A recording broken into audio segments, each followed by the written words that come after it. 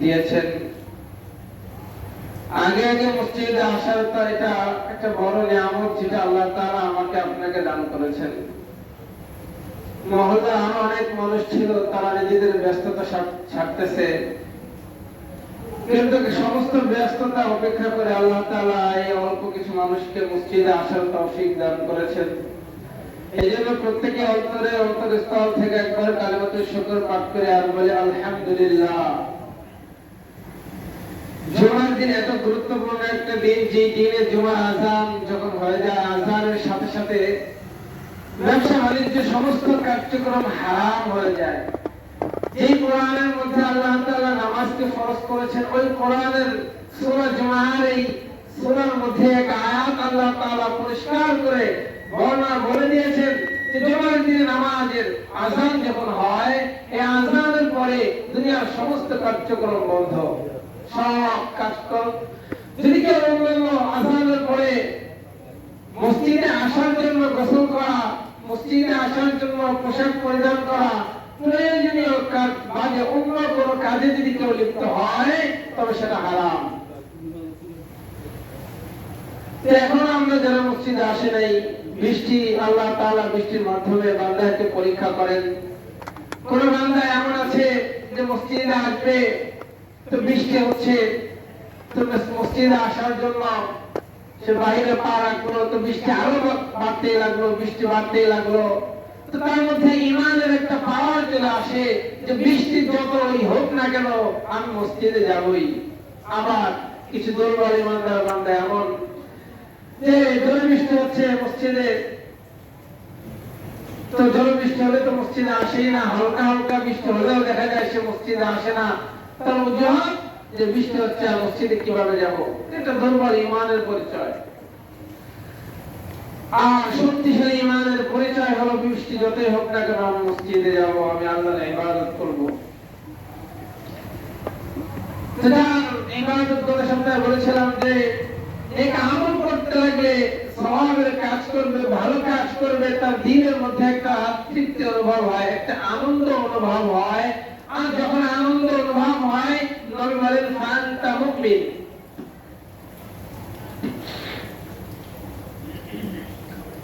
তো যখন ভালো কাজ করবে, মানুষের উপকার করবে, নিজে খাবার না খেয়ে ক্ষুধার্তকে খাওয়াবে, তো এটার মধ্যে একটা আনন্দ অনুভব করে। নিজের পেটে ক্ষুধা, তারপরেও দেখা যায় অন্য কোন ক্ষুধার্তকে খাওয়াইতেছে আর একটা আনন্দ লাগতেছে, এমন একটা অবস্থা অনেক মানুষের মধ্যে তৈরি হয়। যখন এই অবস্থাটা তৈরি হবে, তো রাসূল সে হাদিস ফান্তা মুমিন, বোঝা যাবে সে পরিপূর্ণ মুমিন। যে অন্যের উপকার করলে নিজের ভালো লাগে, সওয়াবের কাজ করলে নিজের দিলের মধ্যে একটা তৃপ্তি অনুভব হয়, এটা হচ্ছে মুমিনের পরিচয়। আর কোন ফাহিশা, কোন কার্যক্রম, কোন খারাপ গুনাহের কোন কাজ যদিও তার দ্বারা হয়ে যায়, তো তার মধ্যে একটা আলাদা ভাব তৈরি হয়, তার মধ্যে কেমন যেন ভালো লাগে না যে আমার যেন গুনাহের কাজ হয়ে গেল, আমি এই কাজটা করলাম, এটা তো অপরাধ। এটা এই যে নিজের মধ্যে একটা অস্বস্তি বোধ, এটা হচ্ছে তার ঈমানের পরিচয়।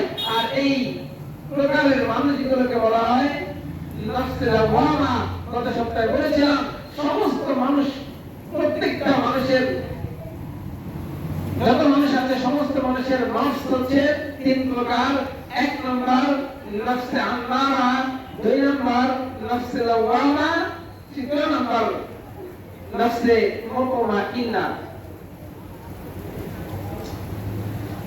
তো নফসে আম্মারা ওই শ্রেণীর মানুষ যাদের শুধুমাত্র গুনাহ করতেই ভালো লাগে, গুনাহ করতেই ভালো লাগে।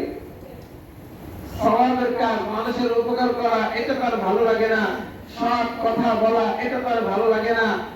সৎ মানুষের সাথে থাকা, এটা তার ভালো লাগে না। কোরআনের পাকের তেলাওয়াত করা, এটা তার ভালো লাগে না। জিকির আজকার, তাসবিহ, তাহলিল, দোয়া, দুরূদ পাঠ করা, এগুলো তার ভালো লাগে না। শুধু খারাপ বিষয়গুলোই তার ভালো লাগে। এই মানুষগুলোকে বলা হয় নফসে আম্মারা। আর এই নফসে আম্মারা শ্রেণীর মানুষ যারা, এরা যদি কোরআনের আলোচনা না শোনে, এরা যদি হাদিসের আলোচনা না শোনে, তাহলে তার হৃদয়ের মধ্যে, তার নফসের মধ্যে মরিচিকা ধরে যায়। যেটা মরিচিকা ধরার পরে তার এমন একটা অবস্থা তৈরি হয় যে সে তার নিজের চোখের সামনে দেখবে যে মানুষ মরে যাচ্ছে, একের পর এক মানুষ মৃত্যুবরণ করতেছে, আমাকে একটু ভালো হতে হবে। এই অনুশোচনা তার হৃদয়ের মধ্যে, তার মনের মধ্যে জাগ্রত হয় না। আমার চোখের সামনে শত শত মানুষ জুমার নামাজের জন্য মসজিদের দিকে ছুটছে, আমি আমার যে মসজিদে যেতে হবে, এই অনুশোচনা তার ভিতরে তৈরি হয় না। দিনের পর দিন সে গুনাহ করতেছে, দিনের পর দিন সে মিথ্যা বলতেছে, মাসের পর মাস সে নামাজ ছাড়তেছে, জুমা ছাড়তেছে, আমার যে নামাজ পড়তে হবে, এই অনুশোচনা তৈরি হয় না। কি জন্য? কারণ তার হৃদয়ের মধ্যে মরিচিকা ধরে গেছে। আজান শুনে, আজান হচ্ছে, আজান শুনতেছে, কিন্তু এটা তার দিলের কান পর্যন্ত পৌঁছাইতেছে না। কি জন্য? তার এই কর্ণকোহরের মধ্যে মরিচিকা ধরে গেছে। আর এই জন্য আজানের পরেও মসজিদে আসতে হবে, এই ভাবনা তার তৈরি হয় না। এমন অবস্থা যাদের হয়, শুধু গুনাহের গুলো ভালো লাগবে, তো তাদেরকে বলা হয় নফসে আম্মারা। যেমন আমরা শুধু গুনাহের কাজ ভালো লাগে, এরা যদি খায়রুন নাস, অর্থাৎ ওই সমস্ত মানুষ যারা মানুষের ভালাই চায়, যারা মানুষের উপকার করে, যারা দ্বীনের কথা বলে, যারা কোরআনের কথা বলে, যারা ইসলামের কথা বলে, এমন মানুষের সংস্পর্শে যদিও যায়, তাহলেও এই নফসে আম্মারা শ্রেণীর মানুষ যাদের নেক আমল ভালো লাগে না, এদেরও পরিবর্তন আসবে। পরিবর্তন আসার পর এরাও নফসে লাওয়ামার দিকে তারা স্থানান্তরিত হবে। নফসে লাওয়ামা যাদের নেক আমল ভালো লাগে, তাদের আমল ভালো লাগে, মানুষের উপকার করা ভালো লাগে, কোরআনের কথা বলা এটা তার ভালো লাগে। নিজের টুপি না পড়লেও দেখা যায় নিজের সন্তানকে বলে বাবা টুপিটা মাথায় দে। নিজের যদি অনেক সময় অনেক বিভিন্ন কারণে যদি নামাজ না পড়ে, সন্তানকে বলে বাবা নামাজে যাও। নিজে যদি আপনার কোরআন তেলাওয়াত করতে না পারে, সন্তানকে বলে বাবা কোরআন তেলাওয়াত করো অথবা শিখো। তো এই যে অন্যকে, নিজের সন্তানকে ভালোর দিকে সে চাইতেছে যে আমার সন্তান যেন ভালোর পথে যায়, তো এই সমস্ত মানুষগুলোকে বলা হয় নফসে আম্মারা। এমন একজন মানুষ ছিলেন যাদের এই ভালোর দিকে একটা আগ্রহ থাকে। এই এই এই শ্রেণীর মানুষকে আল্লাহ রাসূল বলেছেন ফান্তা মুমিন, এরাই হলো মুমিন।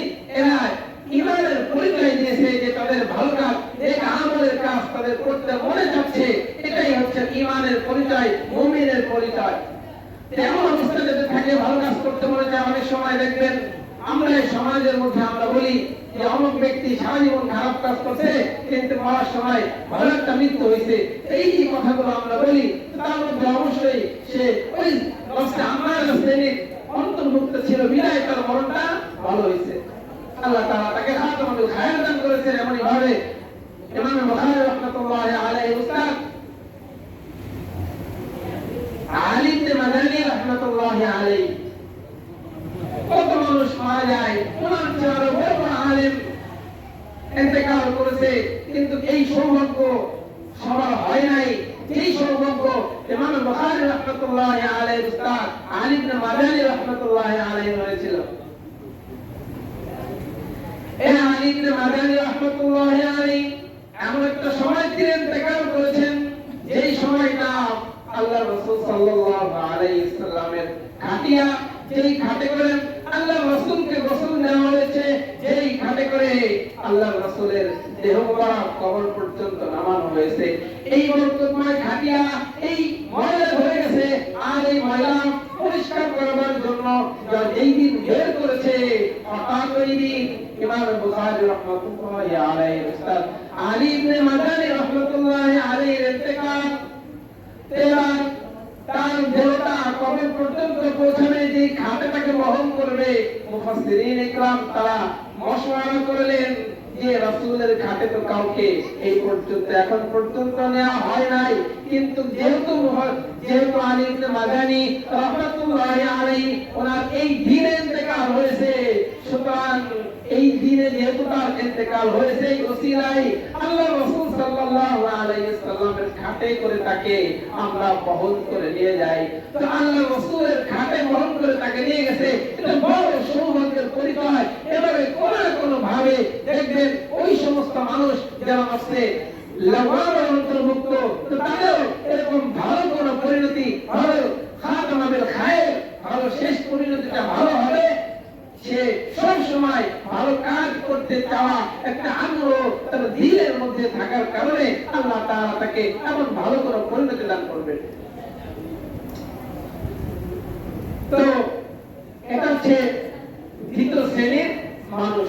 আর তৃতীয় শ্রেণীর মানুষ নফসে মুতমাইন্না। আমাদের নফস শারীরিক কোন অসুস্থতা হলে আমরা ডাক্তারের কাছে যাই, আমরা সেবা নেই, চিকিৎসা নেই।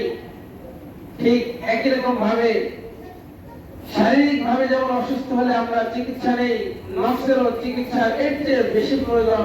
কারণ আমাদের নফস যদি কোন রোগাক্রান্ত হয়ে যায় তাহলে সেই নফস দিয়ে আর ভালো কাজ করতে মনে চাইবে না। তো ভালো কাজ যেন করতে মনে চায়, এই জন্য নফসের চিকিৎসার প্রয়োজন। আর নফসের চিকিৎসা এটা তো যেমন বিভিন্ন ক্ষেত্র দাওয়াত তাবলীগের সাথে যারা লেগে থাকে, তো তাদের নফসটা দেখা যায় পরিবর্তন হয়ে যায়। কিভাবে এটা পরিবর্তন হয়?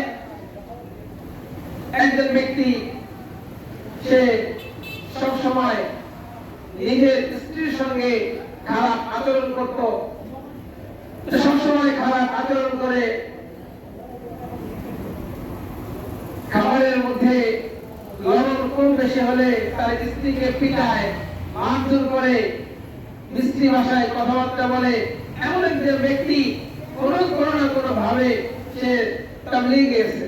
তো তাবলীগে যাওয়া 3 দিনের জন্য গেছে। তো যাওয়ার পর সেই 3 দিন তাদের সাথে ছিল, তার পরবর্তীতে আবার এক চিল্লা দিছে। তো তাবলীগের নিয়ম হলো যারা প্রথমে নতুন যায় এদেরকে খুব মেহমানদারি করায়, কোনো কাজ করতে দেয় না। খুব তাদের কখন কোন প্রয়োজন সমস্ত প্রয়োজনগুলো কাপড় চোপড় ধোয়া পর্যন্ত অন্যান্য সাথীরা ধুয়ে দেয়। অনেক আপনার রান্না বান্নার কোনো কাজে দেয় না, অনেক সম্মান করে। এটা মানে প্রাথমিক অবস্থা। তো কিছুদিন যখন যায়, যাওয়ার পর দেখা যায় যে রান্নার দায়িত্ব পর্যন্ত তাকে দেওয়া হয়। তাবলীগে যারা গেছেন দেখবেন রান্নার দায়িত্ব ভাগ করে, সবকিছু দায়িত্ব একটা ভাগ করে। তো এই ব্যক্তি যে বউ পিটাইতো, স্ত্রীকে পিটাইতো, স্ত্রী খাবারের মধ্যে একটু স্বাদ কম বেশি হলে, লবণ কম বেশি হলে স্ত্রীকে পিটাইতো, খারাপ আচরণ করতো। এই ব্যক্তি তাবলীগে আসার পর পর্যায় ক্রমে তাকে খাবারের রান্নার দায়িত্ব দেওয়া হয়েছে।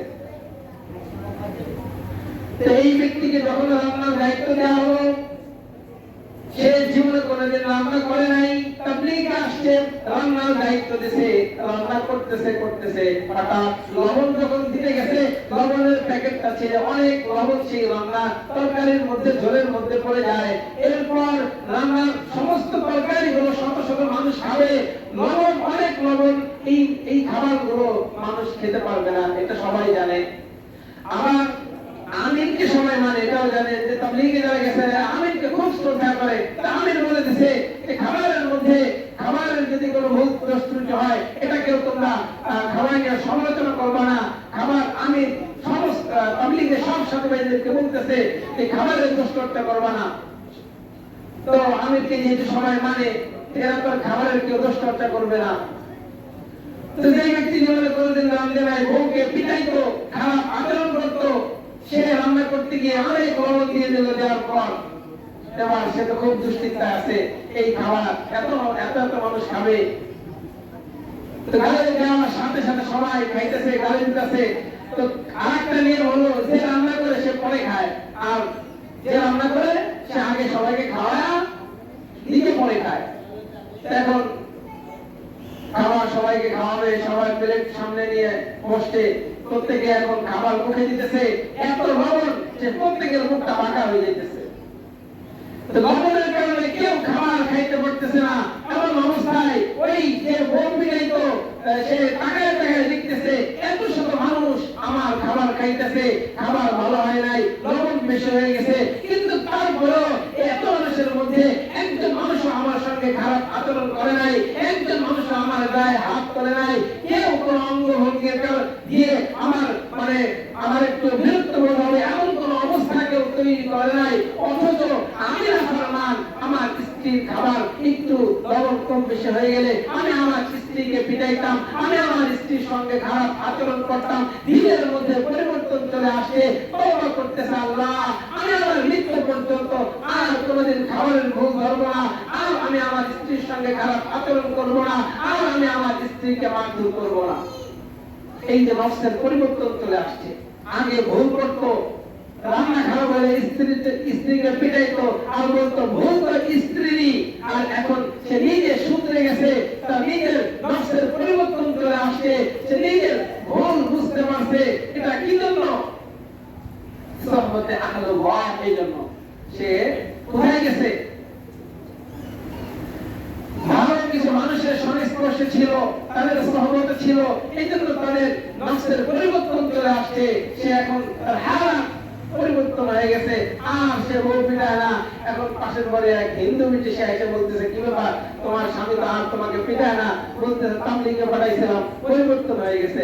হিন্দু বিটি সে চায় আমার স্বামীকে তাবলীগে পাঠাই, সে যেন অন্তত আমি যেন তার মায়ের থেকে বাঁচি।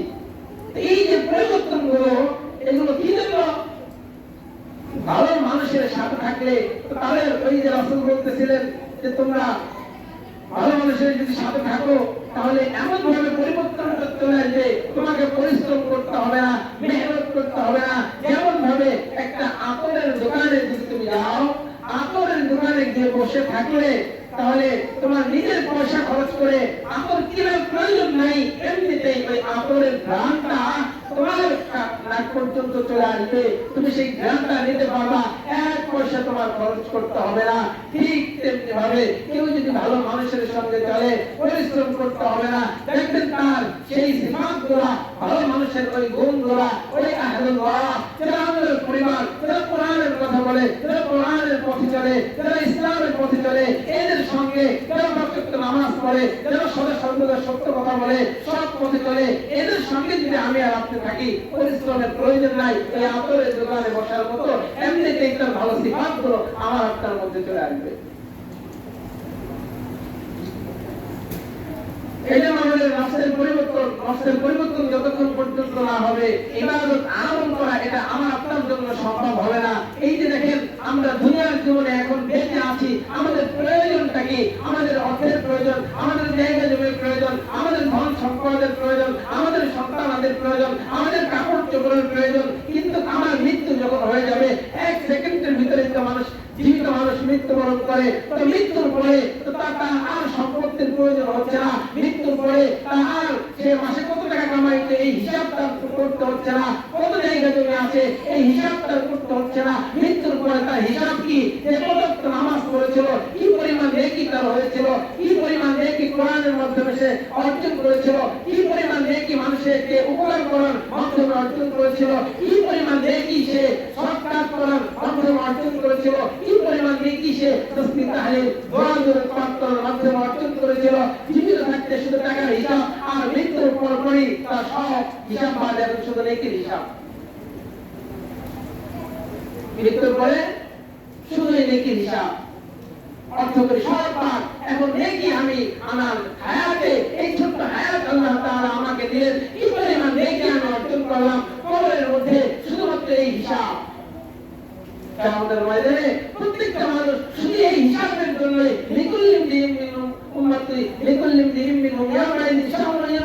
সব মানুষ ব্যস্ত থাকে। এই যে আমরা দুনিয়ার জীবনে শুধুই ব্যস্ত অর্থ উপার্জনের, আমরা অর্থের জন্য, আমরা টাকা পয়সা উপার্জনের জন্য কত ব্যস্ত। কেউ যদি দেখেন ঋণগ্রস্ত হয়, অনেক সময় হয় না, প্রচুর